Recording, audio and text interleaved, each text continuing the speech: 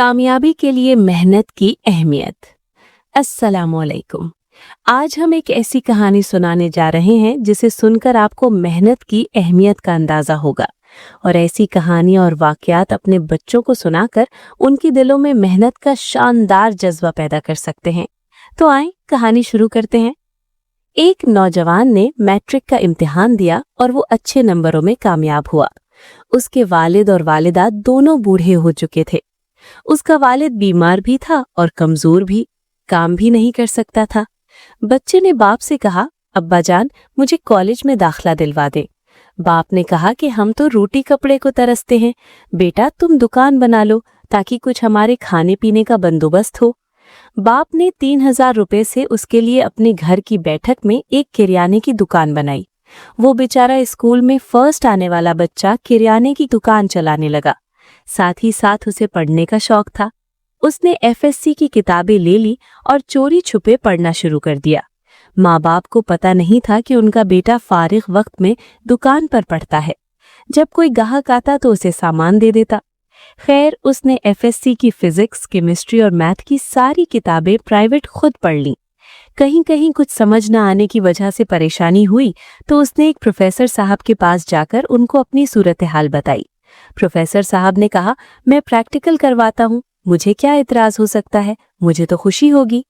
अब देखो इस बच्चे ने कितनी अक्लमंदी का मुजाहिरा किया कि जिस दिन प्रैक्टिकल होता अपना सामान लाने का दिन वही मुकर्रर कर लेता और 2-4 दिन पहले ही बाप से कहता कि मैंने फला दिन सामान लाना है। वालिद कहते ठीक है बेटा, और उस दिन जो वो लड़का पैसे लेता और बाजार में जाता और एक दीनदार और परहेजगार आदमी को सामान की लिस्ट देता कि ये सामान निकाल कर रखो, मैं अभी आता हूँ। जितनी देर में दुकानदार सामान निकालता ये लड़का उस वक्त कॉलेज में जाकर प्रैक्टिकल कर लेता। प्रैक्टिकल करके वापस आता और सामान उठाकर घर ले आता। बाप को पता ना चलता कि बेटा सिर्फ सामान लेकर आया है या सामान के साथ साथ प्रैक्टिकल भी करके आया है। यहाँ तक कि इम्तिहान शुरू हो गए। इम्तिहान भी उसने सामान लाने की आड़ में दे दिया। FSC का प्राइवेट इम्तिहान दिया। आपको यकीन नहीं होगा कि ये लड़का प्राइवेट इम्तिहान के बाद अपने इलाके के बोर्ड में सेकंड आया। जब अखबार में खबर आई तो मोहल्ले वाले उसके वालिद साहब को मुबारकबाद देने लगे। बाप ने कहा कि मेरा बेटा तो पढ़ता ही नहीं, वो तो दुकानदारी करता है।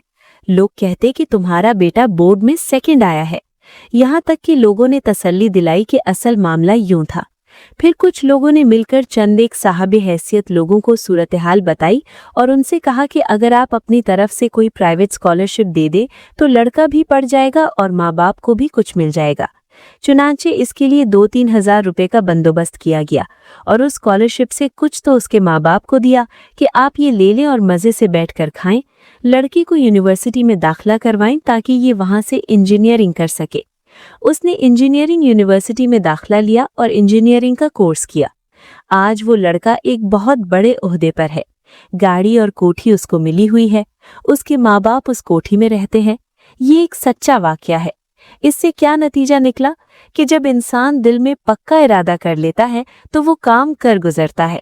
सच है कि अल्लाह उनकी मदद करता है जो अपनी मदद खुद करते हैं। ऐसे ही सबक आमूज वाकयात के लिए आखिर में गुजारिश है कि अस्मा इरम इस्लामिक को फेसबुक पेज, इंस्टाग्राम और टिकटॉक पे फॉलो करें और हमारे यूट्यूब चैनल अस्मा इरम इस्लामिक को भी लाजमी सब्सक्राइब करें।